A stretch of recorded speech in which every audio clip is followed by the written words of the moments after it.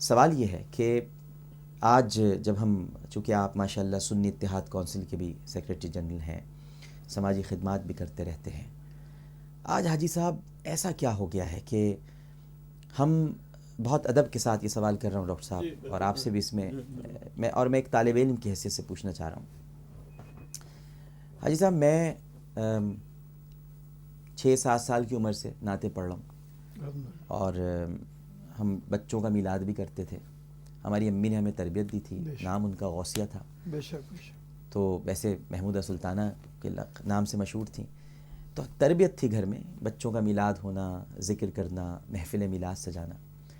ہم نے کبھی حاجی صاحب بچپن سے لے کر اب تک نہ ایسی کوئی مہم دیکھی کہ میلاد منانا حرام ہے، نہ ہم نے کبھی یہ سنا کہ یہ بڑے غلط کام ہے، یہ بدعت ہے، اس کو نہیں کرنا چاہیے. یہ گزشتہ کچھ برسوں سے دیکھ رہے ہیں کہ یہ شدت آتی جا رہی ہے. SMS کے ذریعے، مختلف اور ذرائع کے ذریعے لوگوں کو اس سے دور کیا جا رہا ہے. میرا سوال یہ ہے کہ کیا اسلام کو خطرہ صرف ان سب کو یہی نظر آتا ہے؟ ریمنڈ ڈیوس کو یہ حوالے کر دیں تو اسلام خطرے میں نہیں ہے. گردنیں کاٹیں، اسکولوں کو بم سے اڑائیں، مزارات پر حملے کریں، لوگوں کو قتل کریں، خودکش حملے کریں، یہاں اسلام خطرے میں نہیں ہے. لیکن جب میلاد کوئی منائے، کوئی نبی کریم صلی اللہ علیہ وسلم کی خوشی کا اظہار کرے، اور ڈاکٹر صاحب میں تو یہ سمجھتا ہوں کہ میلاد کا مطلب یہ ہوتا ہے کہ ہم اپنا محاسبہ کریں. دیکھیں، ایک ہر عاشق تو یہی کہے گا کہ میلے ٹھیلوں کے علاوہ میں تو میلے ٹھیلوں کو نہیں مانتا، لیکن میلاد کا مطلب یہ ہے کہ عاشق اپنا محاسبہ کرے کہ اس نے نبی کی اتباع کی ہے کہ نہیں کی ہے، سنت کی اقتداء کی ہے کہ نہیں کی ہے. تو یہ تو بہت اچھا موقع ہوتا ہے کہ اپنا جائزہ لینے کا. یہ تو ایک طریقے سے یوم الجائزہ ہے، تو پھر اس سے کیوں روکا جاتا ہے حاجی صاحب؟ بسم اللہ الرحمن الرحیم، والصلاۃ والسلام علیک یا رسول اللہ وسلم علیک یا حبیب اللہ. دراصل یہ تنگ نظری ہے، ورنہ تو آدمی سوچے کہ پورا دن اگر کوئی شخص میلاد کرا تو کیا کرتا ہے؟ تلاوت کرے گا، نعت پڑھے گا، نہائے گا، دھوئے گا، کپڑے صاف ستھرے پہنے گا، عطر خوشبو لگائے گا، اور درود شریف تسبیح پڑھتے ہوئے وہ میلاد شریف کے جلوس میں جائے گا، اور صلاۃ و سلام پر اور دعا پر وہ جلسہ ختم ہو جائے گا.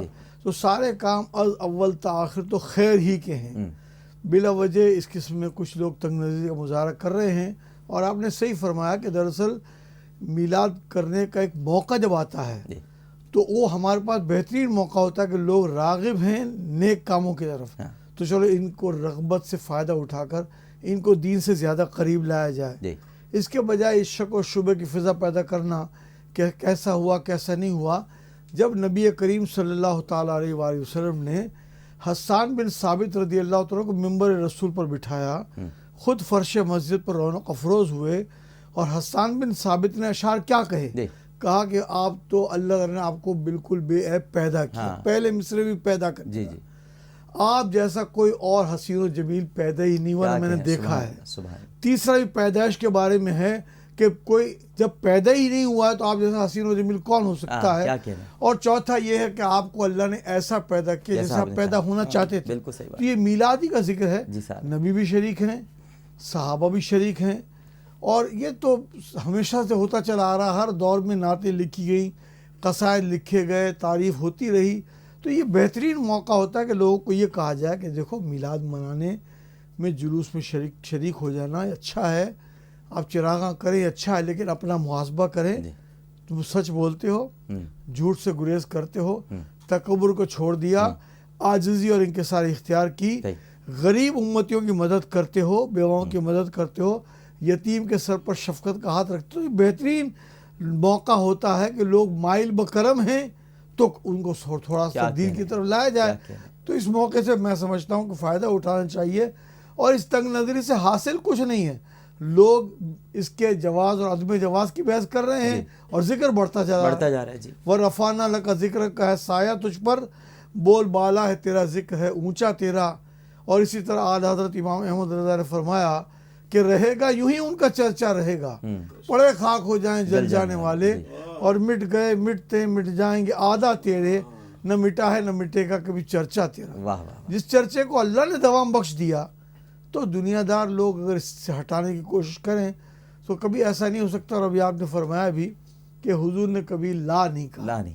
اعلیٰ حضرت نے اس کو ایک شعر میں بہت اچھی طرح بیان کیا، واہ کیا جود و کرم ہے شہ بتا تیرا، نہیں سنتا ہی نہیں مانگنے والا تیرا. سبحان اللہ سبحان اللہ. جو تیری بارگاہ سے مانگے گا وہ نہ نہیں سنے گا. تو میں تو سمجھتا ہوں کہ جنہوں نے بھی لا علمی میں ایسا وقت گزار دیا وہ آج کے پروگرام کے بعد اس بات کو اپنا لے کہ جب لوگ دین کی طرف مائل ہیں، جلسے جلوس میں آ رہے ہیں، مسجدوں کی رونق بڑھ گئی ہے، تو پھر لوگوں کو اچھا پیغام دے کے ان کو زیادہ دین کی طرف لایا جائے، بجائے اس کے کہ شکوک و شبہات کی فضا پیدا کی. ٹھیک ہے ڈاکٹر صاحب کیا فرمائیے گا؟ بسم اللہ الرحمن الرحیم. ڈاکٹر صاحب بس یہ جو آپ نے اس وقت منظر کشی کی ہے ان لوگوں کے حوالے سے جو سرکار دو عالم صلی اللہ تعالیٰ علیہ وآلہ وسلم کی محفل میلاد یا جشن میلاد منانے سے گریزہ بھی ہے اور حرف تنقید بھی، صوت تنقید بھی بلند کرتے ہیں. میں ان سے یہ پوچھتا ہوں اگر ان کا باپ کوئی مر جائے یا ان کا بیٹا پیدا ہو جائے، ان دن جو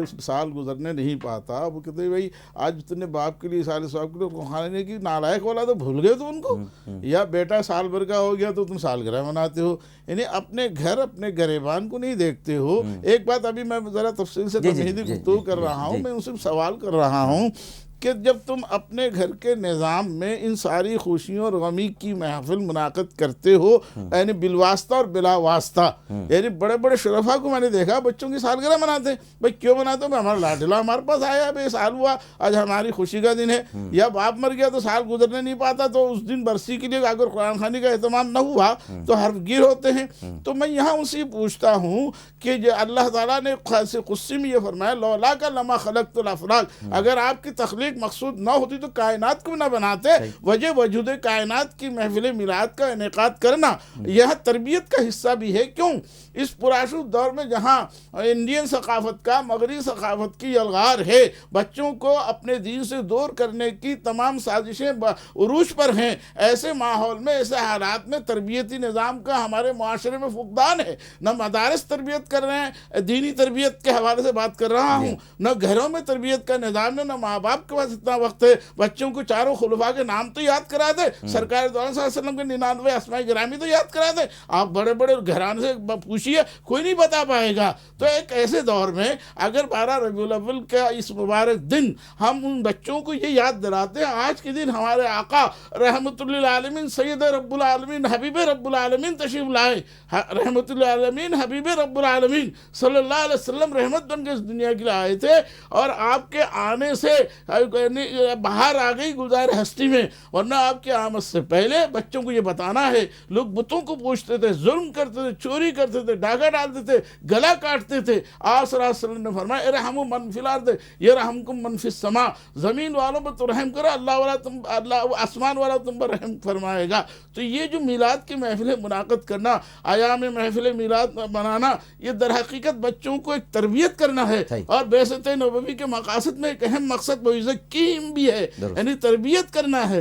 تو اس سے بچوں کو کم از کم یہ تو معلوم ہوتا ہے ہمارے آقا محمد مصطفیٰ صلی اللہ علیہ وسلم اس دن تشریف لائے تھے اور ہم سب کے لیے نجات دہندہ بن کر تشریف لائے تھے. جب گھر پر یہ ماحول نہیں ہوگا، یہ چرچا نہیں ہوگا، بچوں کو کیا خبر کہ کیا ہوا کیا نہیں ہوا. ان کو تو حضور اکرم صلی اللہ علیہ وسلم سے تعلق کو مضبوط بنانے کے لیے، یادوں کو جلا بخشنے کے لیے اور ان دنوں کو منانا ہے. وَذَكِّرْهُمْ بِأَيَّامِ اللَّهِ، اللہ کے دنوں کا تذکرہ اس لیے کیجیے تاکہ لوگ دلوں میں حرارت پیدا ہو، زبان پہ حلاوت محسوس ہو. اور 12 ربیع الاول بھی اللہ کے دنوں میں سے ایک دن ہے. یہ ڈاکٹر صاحب یہ تو میں سمجھتا ہوں گھر گھر اس کی محافل اس لیے منعقد ہو کہ تمام افراد خاندان کے دلوں میں محبت رسول پیدا ہو صلی اللہ تعالیٰ علیہ وآلہ وسلم. لا یؤمن احدکم حتی اکون احب الیہ من والدہ وولدہ والناس اجمعین. ورنہ ان کی محبت تکمیل کو کیسے پہنچے گی جب تذکرہ ہی نہیں ہوگا. اذا احب شیئا اکثر ذکرہ، جس سے جتنا پیار ہوگا اتنا ہی ان کا ذکر ہوگا.